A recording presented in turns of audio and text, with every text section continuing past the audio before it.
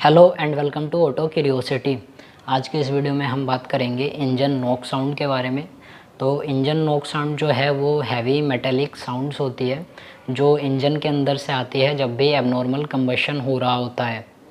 तो ये जो एबनॉर्मल कंबशन है ये पेट्रोल इंजन्स में भी पॉसिबल है और डीजल इंजन्स में भी होता है। तो हम इस वीडियो में ये देखेंगे कि जो एबनॉर्मल कंबशन है वो कैसे होता है और कैसे इसमें से नॉक साउंड प्रोड्यूस होती है। तो इससे पहले कि हम कंबशन की बात करें, हम कुछ टर्म्स को समझ लेते हैं, जिसमें सबसे पहले है ऑटो इग्निशन टेम्परेचर।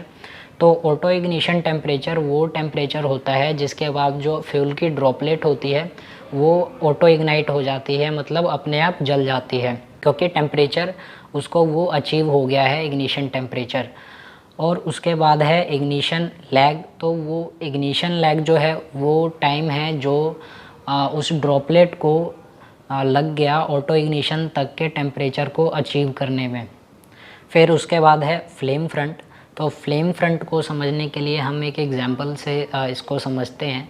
अगर हम किसी स्टिल वाटर में अगर पत्थर को फेंकते हैं तो एक उसके अराउंड कुछ सर्कल्स बनते हैं इस तरह से एक ही पॉइंट से। तो ये जो होते हैं वो इसके वेव्स होते हैं। तो ठीक उसी तरह से जब सिलेंडर के अंदर में कंबशन हो रहा होता है तो जिस पॉइंट से कंबशन शुरू होता है वहाँ से फ्लेम फ्रंट्स बनने शुरू होते हैं, और फ्लेम फ्रंट्स जो है वो आगे की तरफ ट्रैवल करते रहते हैं और पूरा जो एयर फ्यूल का मिक्सचर है उसको इग्नाइट कर देते हैं।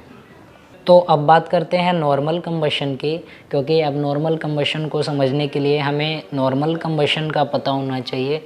और नॉर्मल कंबशन जब होता है तो एयर फ्यूल का मिक्सचर सिंपली सिलेंडर के अंदर आता है और सही टाइम पे स्पार्क प्रोड्यूस होती है स्पार्क प्लग के द्वारा, और ये जो वेव फ्रंट्स है ये बनते हैं और जो एयर फ्यूल का मिक्सचर है वो पूरा बर्न हो जाता है कम्प्लीटली, एंड देन एग्जॉस्ट के थ्रू वो जो बर्नट मिक्सचर है वो निकल जाता है।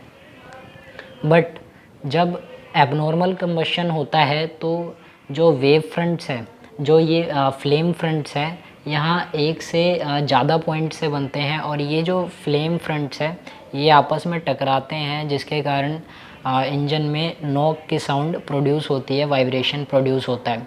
तो ये जो ऊपर जो चार यहाँ पे फिगर है इसमें डेटोनेशन को दिखाया गया है। तो हम डेटोनेशन को पहले समझते हैं। तो हो क्या रहा है यहाँ पे, जैसे एयर फ्यूल का मिक्सचर आया, स्पार्क प्लग ने स्पार्क किया और यहाँ से फ्लेम फ्रंट्स बनने शुरू हुए, और धीरे धीरे ये जो एयर फ्यूल का मिक्सचर है ये बर्न होने लगा। बट इससे पहले कि पूरा एयर फ्यूल का मिक्सचर बर्न होता, यहाँ पे एक दूसरे पॉइंट पे यहाँ से भी ऑटो इग्निशन शुरू हो जाता है और यहाँ से भी फ्लेम फ्रंट्स शुरू हो जाते हैं। उसके बाद क्या होता है, ये दोनों फ्लेम फ्रंट जो है, एक फ्लेम फ्रंट जो कि स्पार्क प्लग से प्रोड्यूस हुआ था और दूसरा फ्लेम फ्रंट जो कि अपने आप प्रोड्यूस हो गया, ये आपस में टकरा जाते हैं। तो जब ये आपस में टकराते हैं तो नॉक साउंड प्रोड्यूस होती है, और डेटोनेशन के केस में ये नॉक साउंड बहुत ज़्यादा होती है और वाइब्रेशन इंजन में बहुत ज़्यादा होता है। तो डेटोनेशन में हमने देखा कि इससे पहले कि स्पार्क प्लग से जनरेट की हुई फ्लेम फ्रंट एयर फ्यूल के मिक्सचर को बर्न करे, एक फ्लेम फ्रंट जो है वो पहले ही शुरू हो जाती है। प्री इग्निशन के केस में क्या होता है कि प्री इग्निशन में स्पार्क प्लग ने स्पार्क प्रोड्यूस नहीं किया था, लेकिन उससे पहले से ही इतना टेम्परेचर या फिर कोई हॉटस्पॉट बना हुआ था या फिर कोई गर्म पार्टिकल यहाँ पे था जो कि पहले ही इग्नाइट हो जाता है और वो अपनी फ्लेम फ्रंट बनाता हुआ आगे बढ़ता है।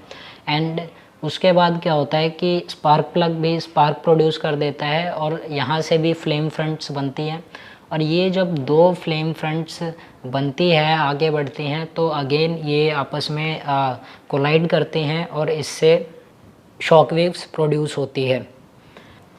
तो एक दूसरा फ्लेम फ्रंट शुरू होने का कारण ये है कि जो इंजन में कूलिंग हो रही है वो ठीक तरीके से नहीं हो रही है, इंजन में हॉटस्पॉट्स बन रहे हैं, या फिर जो फ्यूल है वो लो ऑक्टेन रेटिंग का है, और या फिर जो स्पार्क प्लग है वो लूज़ है, अगर स्पार्क प्लग लूज़ होता है तो यहाँ से भी एक फ्लेम फ्रंट शुरू हो जाता है, क्योंकि ये हॉटस्पॉट बन जाता है।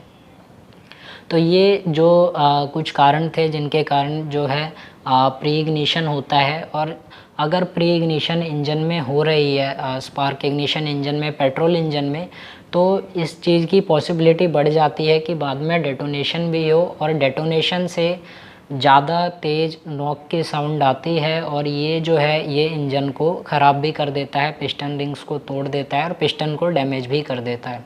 तो ये था कि पेट्रोल इंजन में कैसे एबनॉर्मल कंबशन होता है जिसके कारण नॉक की साउंड आती है।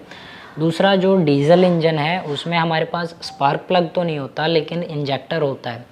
तो जब इंजेक्टर फ्यूल को इंजेक्ट करता है उस टाइम पिस्टन ऊपर आ रहा होता है और यहाँ पे एयर को कंप्रेस कर रहा होता है। तो एयर के कंप्रेशन से ही जो टेम्परेचर है वो इतना बढ़ जाता है कि ये जो ये जो फ्यूल है, जो डीजल के ड्रॉपलेट्स हैं, ये बर्न होने लगते हैं। तो होता क्या है कि जो पहले ड्रॉपलेट्स आई वो नॉर्मल कंडीशन में, पहले जो ड्रॉपलेट्स आती हैं इंजेक्टर से निकलकर, उनको जल जाना होता है ताकि वो एक्यूमुलेट ना हो बहुत सारा फ्यूल यहाँ पे, और यहाँ पे एक एक्सप्लोज़न ना हो बहुत तेज़, क्योंकि उसके कारण हाई प्रेशर होता है।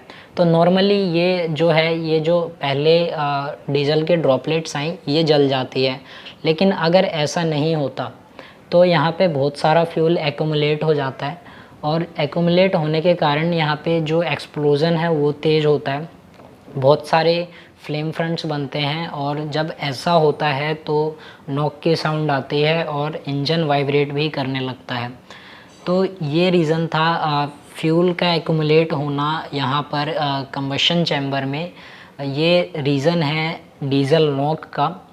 और ये ना हो इसके लिए हम डिज़ायर ये करते हैं कि जो डीज़ल की क्वालिटी है उसमें ऑटो इग्निशन टेम्परेचर जो है वो लो होना चाहिए, इग्निशन लैग भी कम होना चाहिए, ताकि जल्दी से जल्दी जो पहली ड्रॉप्स आई वो जल जाए।